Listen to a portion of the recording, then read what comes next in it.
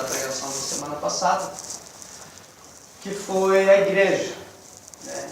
Então nós estamos dentro de um tema que é por onde a igreja precisa iniciar, que é o que é ser um cristão, o que é a igreja, o que é Cristo, quem é Cristo. E durante os domingos nós estamos fazendo o estudo da Trindade. São as bases principais do cristianismo, né? Depois nós vamos entrar nas doutrinas, e aí nós vamos falar da encarnação, da encarnação, da propiciação, da justificação, da redenção, do novo nascimento, da santificação, da vida com Cristo. Então essas doutrinas vão florescer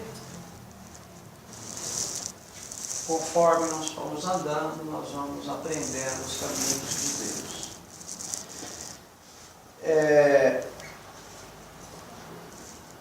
E a igreja, nós estávamos falando na semana passada da igreja, o que é a igreja, a formação da igreja e Cristo, quando Cristo morre na cruz, né? E sai do lado dele água e sangue. Nós falamos também, só para a gente fazer uma recapitulação do assunto, né? Nós falamos também da igreja representada na Eva, Adão, figura de Cristo, Cristo, verdadeiro Adão, né? Nós falamos também da igreja, da representação da igreja como o templo de Deus para adoração, né? Esse templo que está sendo construído para Deus, né?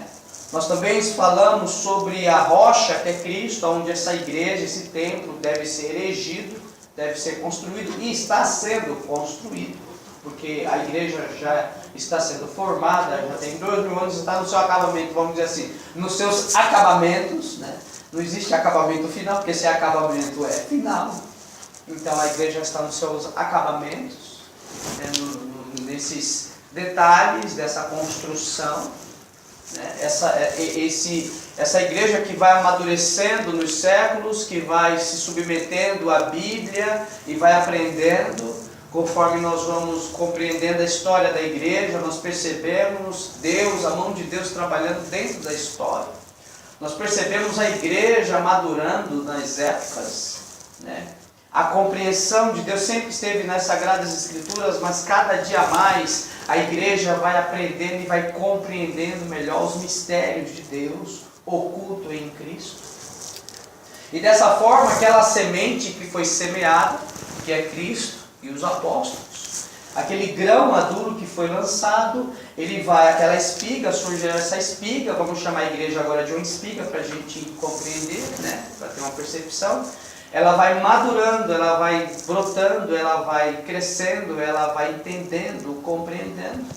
A igreja nos seus primeiros séculos, ela debateu, discutiu e defendeu e deu a sua vida pela divindade de Cristo. Muitos irmãos foram martirizados, perseguidos, exilados por causa, em defesa da natureza de Cristo. Então nós somos vários irmãos, mas um dos irmãos principais que somos devedores é o irmão Atanásio de Alexandria, que defendeu a natureza divina de Cristo. E por ele defender a natureza divina de Cristo, que está na Bíblia, ele foi perseguido pelos imperadores, pelos filhos de Constantino, foi exilado, 5 vezes exilado, foi mandado para fora, ele escrevia cartas para a igreja, depois ele virou bispo de Alexandria.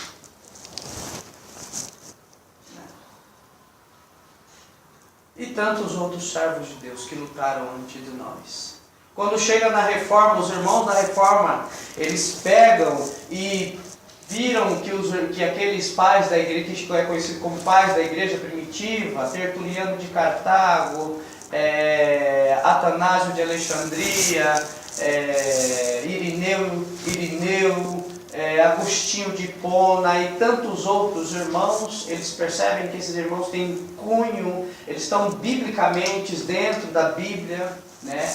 Os pais da igreja devem ser julgados também à luz das Sagradas Escrituras. Não estou dizendo que eles foram infalíveis, eles também cometeram suas falhas, mas percebemos a seriedade desses irmãos que lutaram antes de nós nas Sagradas Escrituras. Quando chega no tempo da reforma, o tema que o Espírito Santo está ali amadurecendo na igreja é aquilo que já tinha sido estabelecido pela igreja no passado, que Paulo lutou muito, que era a justificação pela fé. O judaísmo no tempo de Paulo, no tempo dos apóstolos, era muito grande, então existiam judeus cristãos, entre aspas, falsos cristãos, judaizantes que queriam introduzir o judaísmo dentro da igreja, colocar o povo na base da sua justiça própria, colocar o povo para guardar a lei. Então o judaísmo foi combatido pela igreja de Cristo, porque é solos Cristo, como os irmãos da Reforma colocou, é uma das bandeiras da Reforma, as 5 solas, uma delas é solos Cristo, ou seja, somente Cristo. O homem não tem participação na salvação, não adianta obras de homem, o homem é salvo somente por Cristo. Não existe outros intercessores que possam interceder pelo homem. Sola gratia, sola fide, sola graça, só a fé, somente a fé, o homem é justificado só pela fé, o homem é salvo meramente por graça. O homem não tem participação na salvação, Deus quis salvar o homem, solos Cristo e só lhe deu glória. Tudo é para a glória de Deus, até aqueles que serão lançados no lago de fogo, é para a glória de Deus. Que são os vasos da ira. Deus não há variação, que nem hoje, foi ontem, eu não lembro, foi hoje. Eu ouvi de uma pessoa falando dos escândalos que acontecem no meio dessas denominações aí, falar, será como que Deus está? Né? Eu fico triste, Deus. Deus não tem variação. O que fazemos e o que não fazemos não atinge Deus. Não é que Ele não é insensível, é que Deus está em outro nível. Deus está em outro, Deus habita na luz inacessível, é outra esfera. Nós não somos consumidos pelas misericórdias de Deus. E sabe por que nós pregamos o Evangelho e damos a vida pelo Evangelho? Uma das causas, é um dos atributos de Deus. Que atributo? Deus é imutável. Deus não muda. E por Deus não mudar, é que nós temos firmeza no Evangelho. Pela imutabilidade de Deus, nos traz firmeza naquilo que é de Deus. Então a igreja foi amadurecendo na história. E esse corpo místico de Cristo, que é a igreja também, então a igreja ela é representada pelo corpo de Cristo, pelo templo que está sendo erigido e pela noiva do Cordeiro. Né? Ela tem toda essa história. E a igreja sempre vai passando por fases. Amadurecimento, perseguições, provas, tribulações, heresias, apostasias. Muitos vão se apostatando porque não são verdadeiros, não nascem, são infiltrados. Falsos profetas se introduzem no meio da igreja para querer, o diabo lança o joio como um Cristo falou, no meio da igreja e procura arrebanhar para ele, aliciar pessoas, levar para eles adeptos, não conduz pessoas a Cristo, eles arrastam para si.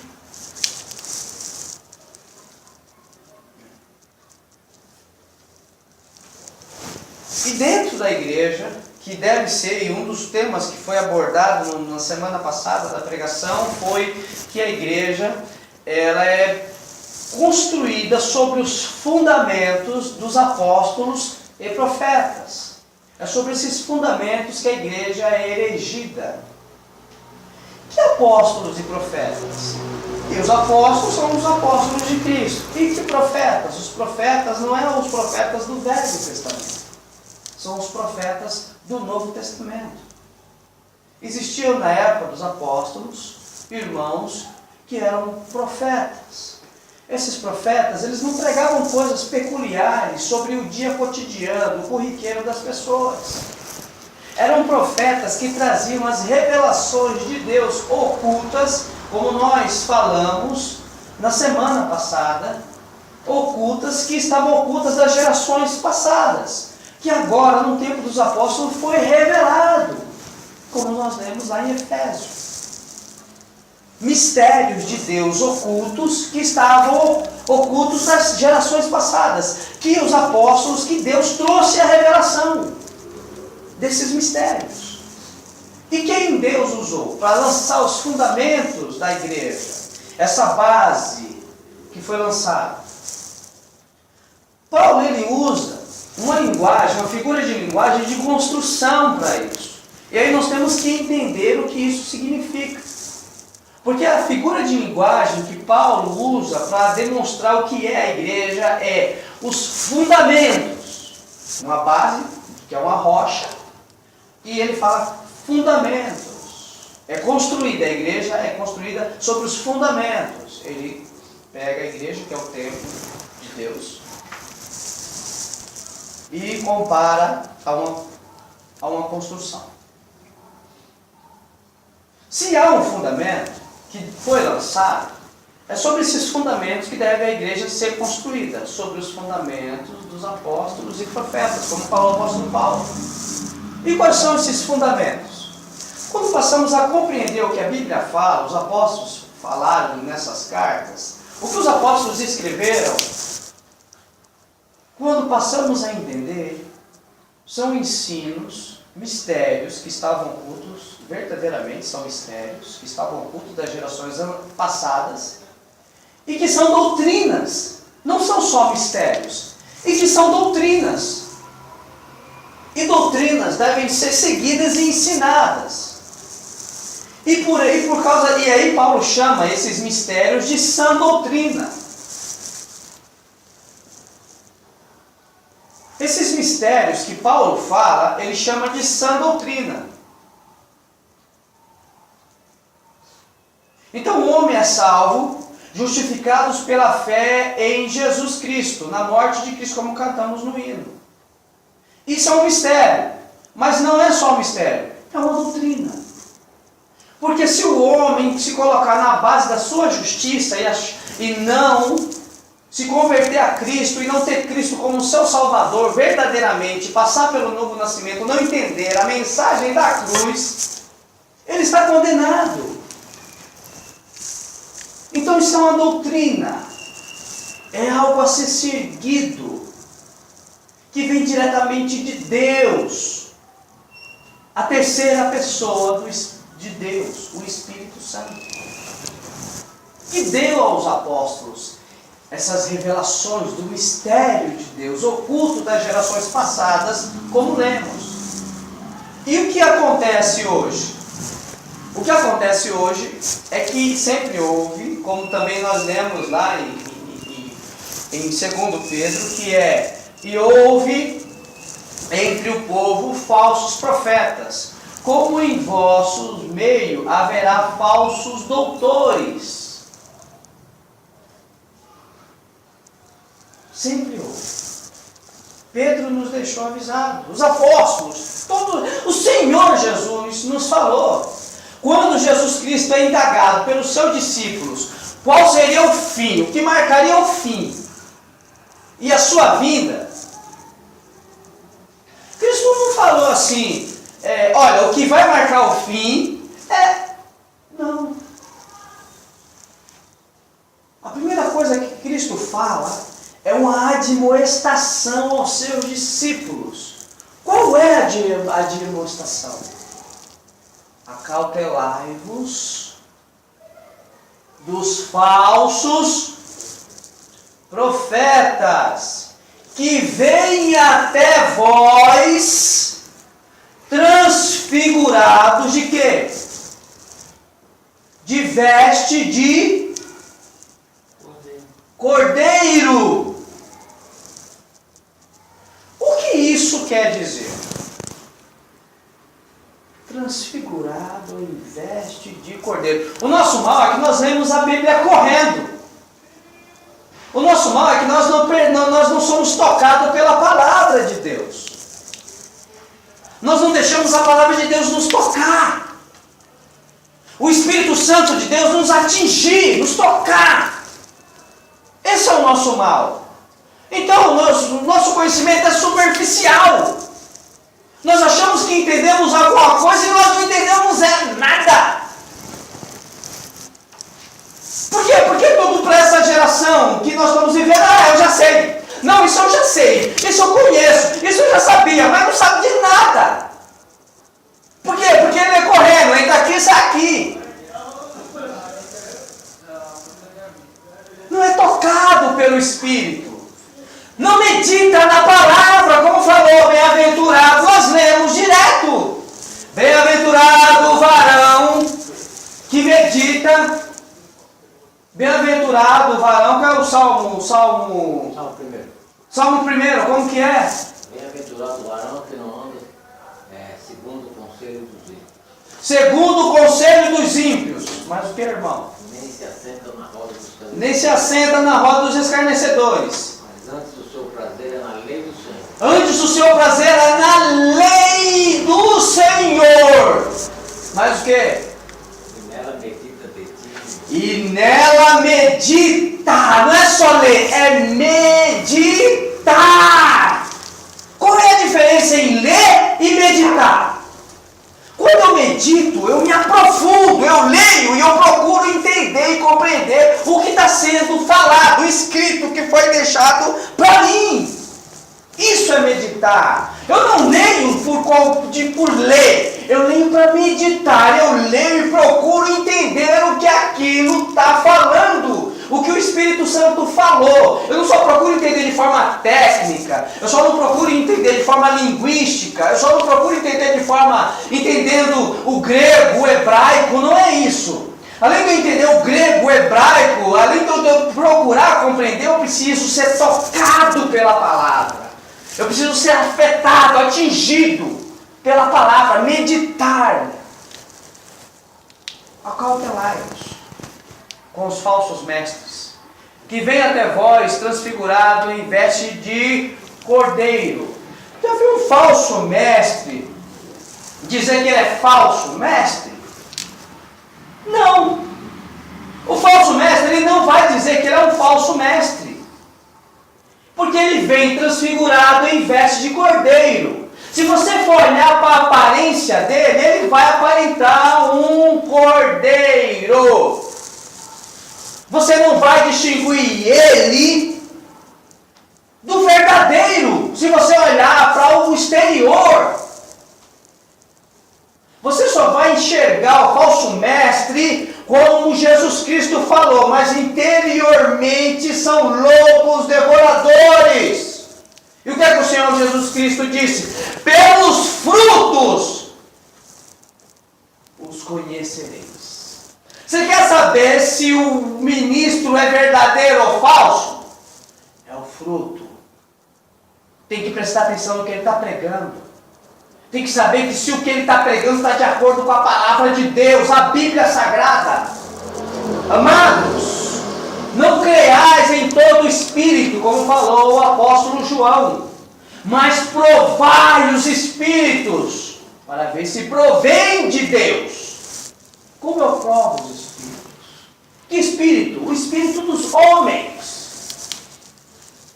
Eu tenho que provar para saber o que ele está falando vem de Deus. E como vem de Deus? Porque ele trouxe uma revelação nova? Olha, Deus me mostrou agora, não. Eu vou saber se provém de Deus se estiver de acordo com a Bíblia.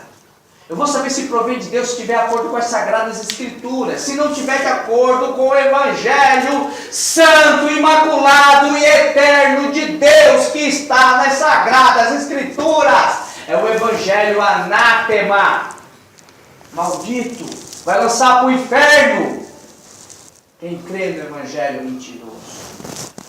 Então eu preciso saber. E como eu sei se o que ele está falando provém de Deus? Porque eu não posso julgar a aparência dele. Eu não posso julgar se ele está bem vestido, se ele tem uma voz solene, se ele fala bonito, se ele é bem aparentado, se ele fala manso, se ele dá tapinha nas minhas costas. Eu não posso julgar isso. julgar. Quais são os critérios? Pelos frutos os conhecereis. É pelos frutos que se conhece a árvore. Então o Senhor não vai falando do fim logo. A primeira coisa que o Senhor fala é passar cautelado dos falsos profetas, dos falsos mestres. Então esses profetas do Novo Testamento que viveu na época de Paulo, ele não trazia novas revelações com relação às coisas peculiares do dia a dia, do cotidiano, mas sim aquilo que estava oculto das gerações passadas. Esses profetas e apóstolos lançaram a base do Evangelho, então não existe mais. Não existe mais profetas. E aí eu peço perdão para o irmão, porque o irmão até vai para uma denominação que tem lá um apóstolo, mas eu lamento lhe informar que biblicamente não existe mais apóstolos, porque os apóstolos já lançaram as bases do Evangelho e os apóstolos já faleceram, morreram, foram crucificados de cabeça para baixo, decapitados, mortos, esquartejados. Eu não falo isso para ofender o irmão, no amor de Deus. Tá? E eu espero que o irmão esteja aqui de novo conosco para aprender o Evangelho bíblico. E então as bases já foram lançadas. E é difícil pregar o Evangelho, por quê? Porque essas verdades vai de contra, às vezes, às nossas convicções. Exemplo mesmo. Eu fiz parte de uma denominação que pessoas defendem a religião que eles seguem. Eles não defendem o Evangelho de Cristo. Eles não estão dispostos a largar as suas crenças religiosas. E uma das coisas que os verdadeiros cristãos devem ter é sempre se despir. E sempre estar com o coração aberto para receber o que está na Bíblia. Ainda que a Bíblia esteja contra nossas convicções humanas. Porque o nosso estado caído não consegue entender os mistérios de Deus.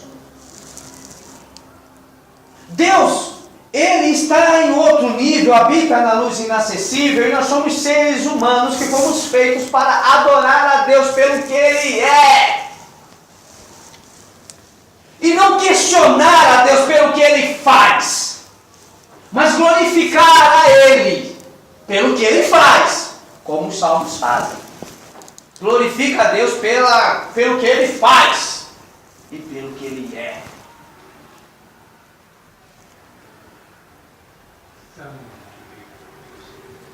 Então, irmãos, as bases do Evangelho já foram lançadas. O que fazemos como ministros é pregar o que já foi estabelecido pelo Espírito Santo. Eu não estou dizendo que Deus não pode dar uma revelação, mas essa revelação tem que estar de acordo com as Sagradas Escrituras.